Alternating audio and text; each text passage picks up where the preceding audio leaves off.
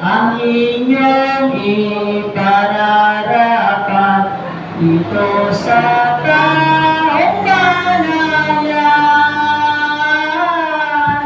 at ang inyong panghinagap ang patayin ko at sugat sa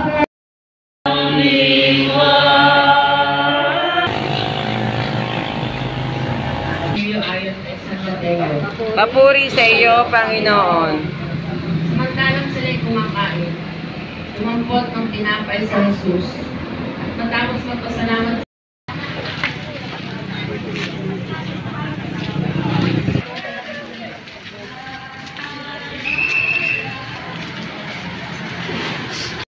pagtangis ng Panginoon sa Getsemani.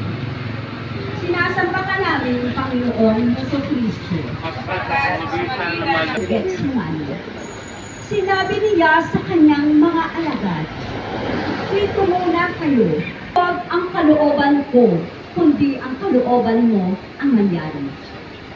Nagbalik siya at dinatnan niyang natutulog ang tatlong bilan. Ang parinig ang iharap na si Kristo, liw na tao.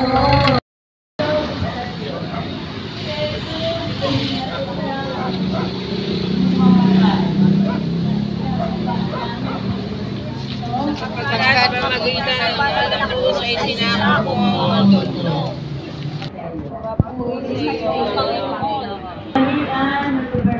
Ang magpalaya ng isang bilanggo.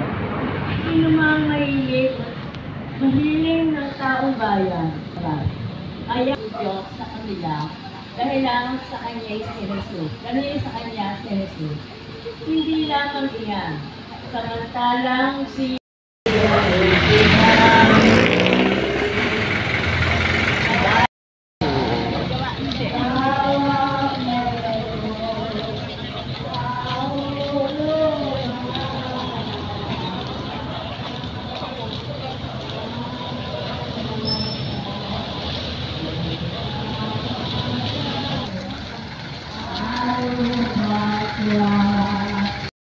ang pagmamagpas at pagpuputong ng koronang pin. Sinasamba at pinupuri ka namin, O Kristo.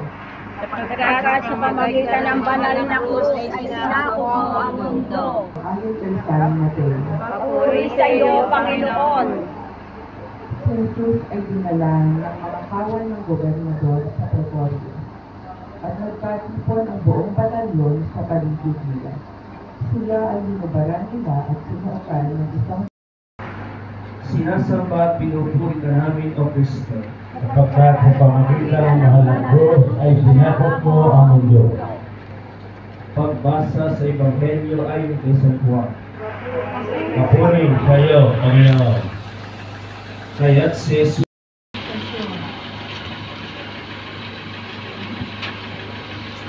Kaanin na istasyon, ang pagkatapa ni Jesus, sinasampa at pinuli ng lumatay sa iyong katawan, labis kang nanghina. Isiyat na rusap sa tumangkay. Kapitong istasyon. Si Jesus ay tinulungan ni Simon Sireneo. Sinasamba at pinupuri ka namin, O Kristo. Sa mga namamatayan, ginagawa natin ito dahil sa pag-ibig. Dahil din sa pag-ibig.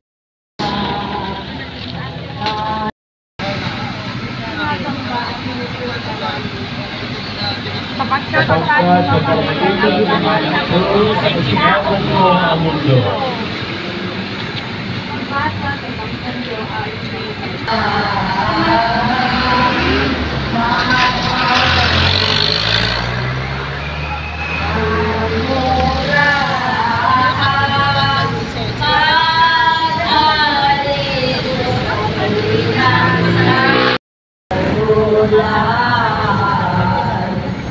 Ang Lord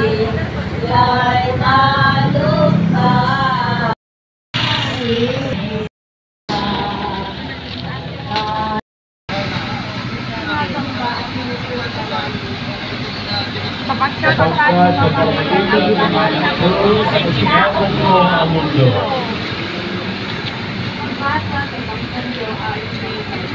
Papuri sa iyo, Panginoon.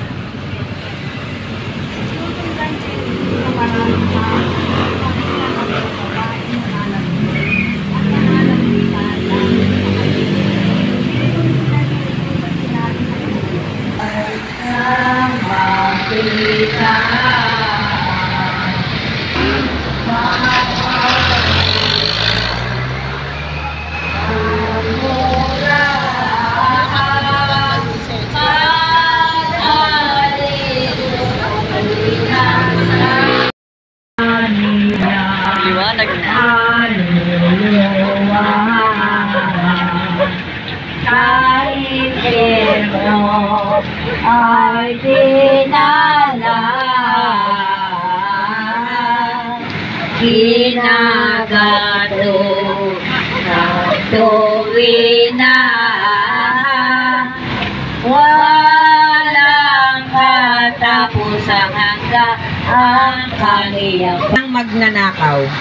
Sinasamba at pinupuri ka namin, Panginoong Hesukristo. sapagkat sa pamagitan ng iyong mahal na krus ay sinakop mo ang mundo. Pagbasa sa Ebanghelyo ayon kay San Lucas. Papuri sa iyo, Panginoon. Sinuya siya ng isa sa mga salaring nakabitin at ang sabi, "Hindi ba ikaw ang Mesiyas? Iligtas mo ang iyong sarili, pati na kami." Ngunit pinagsabihan siya ng kanyang kasama, "Hindi ka ba natatakot sa Diyos?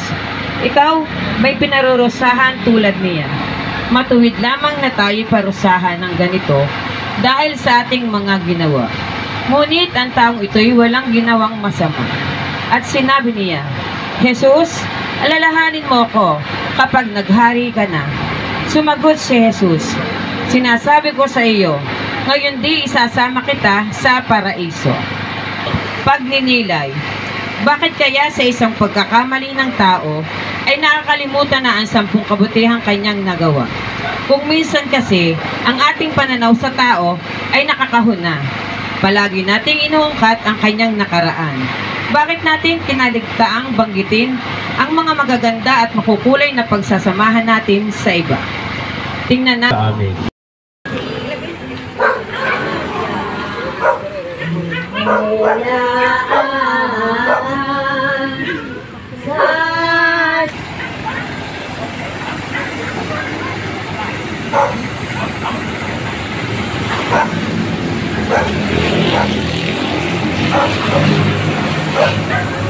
Ikalabing-isang istasyon, ang mahal na ina at ang mahal na alagad sa paanan ng krus. Sinasamba at pinupuri ka namin, O Kristo. Sapagkat sa pamamagitan ng mahal na krus ay sinakop mo ang mundo. Pagbasa sa Ebanghelyo ayon kay San Juan. Papuri sa iyo. Nakatayo sa tabi ng krus si Jesus, ang kanyang siyempre, ang ibibigay natin sa ating minamahal ay ang pinakamaganda o ang pinakamahalaga sa atin. Ano ang habilin natin sa isang taong aalis? Mag-ingat ka. Ang salitang ito ay may pabaong pagmamahal. Nang ipinagkaloob ni Jesus ang kanyang mahal na ina sa kanyang mahal na alagad, ipinagkaloob din siya sa atin upang maging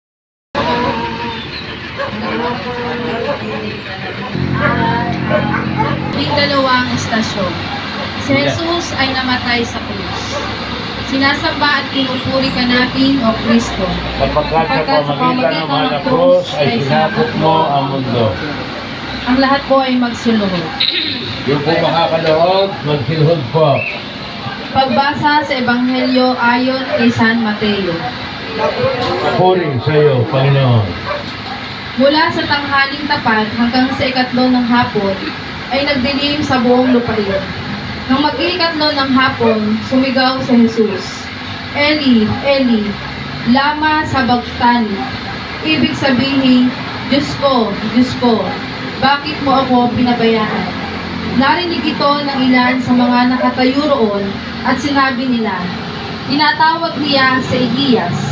Agad tumakbo ang isa sa kanila at kumuha ng espongha.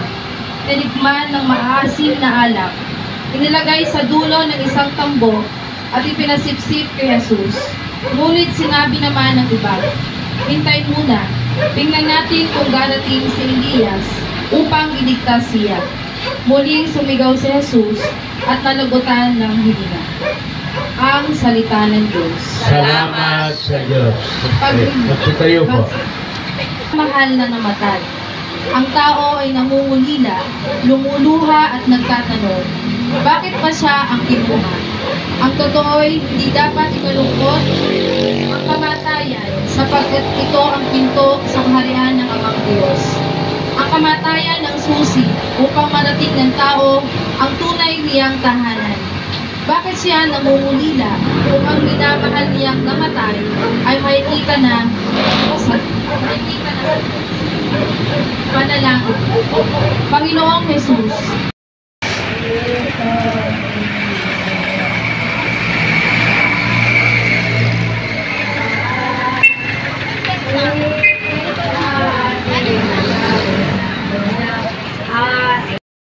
Si Jesus ay naguging.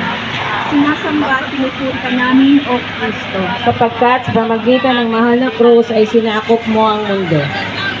Pagbasa sa Ebanghelyo ayon kay San Mateo. Papuri sa iyo, Panginoon. Bago magtakip siling, dumating ang isang mayamang taga-Arimatea na ang ngalay Jose. Siya ay alagad din ni Jesus. Lumapit siya kay Pilato at hiningi ang bangkay ni Jesus. Inuutos naman ni Pilato na ibigay ito sa kanya. Kaya kinuha ni Jose ang bangkay at binalot sa bagong kayong lino. Inilagay niya ito sa sariling libingan na di nalalaunang ipinakula nila sa bato. Pagkatapos, idinulong niya sa pintuan nito ang isang malaking bato sa kaumalis. Naroon si Maria Magdalena at isa pang Maria na nakaupo sa tapat ng libingan. Ang salita ng Diyos. Salamat sa Diyos. Pagninilay, nakikita natin ang kahalagahan ng isang bagay kapag ito ay wala na sa atin. Bakit nga ba kung alin pa ang wala, siya pang hinahanap-hanap? Madalas nating marinig ito, kung sino pa ang mahal mo ay siya pang nawawala sa iyo. Subalit sa kanilang mga salita, gawa o halimbawa, ay nananatiling buhay sa ating isipan. Tulad sa ating Panginoong Hesus, lumisan siya sa ating piling, subalit nananatili siyang buhay sa atin. Kung talagang mahal natin si Jesus, ay sa bubuhay natin ang kanyang mga aral. Panalangin. Panginoong Hesus, nagsimula ang iyong buhay sa isang hiram na sigsaban, at ngayon, natapos din ito sa isang hiram na libingan. Pinapala namin, sumasalangit ka, sambahin ang ngalan mo. Mapasa amin ang kaharian mo, sundin ang loob mo dito sa lupa para nang nasa langit. Bigyan mo kami ngayon ng Iyong mga malulupit dito sa buong marikit.